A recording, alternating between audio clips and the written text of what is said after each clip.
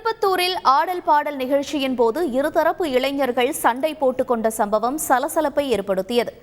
நாற்றம்பள்ளி அடுத்த ஆத்தூர் குப்பம் கிராமத்தில் ஸ்ரீ வீரபத்ர சுவாமி கோயில் திருவிழாவை முன்னிட்டு ஆடல் பாடல் நிகழ்ச்சி நடைபெற்றது. அப்போது பார்வையாளர்களாக இருந்த இருதரப்பு இளைஞர்களுக்கு இடையே வாக்குவாதம் ஏற்பட்டது. பின்னர் அது கைகலப்பாக மாறவே பாதுகாப்பு பணியில் இருந்த போலீசார் அவர்களை விரட்டியடித்தனர். இந்த சம்பவம் அப்பகுதியில் சலசலப்பை ஏற்படுத்தியது.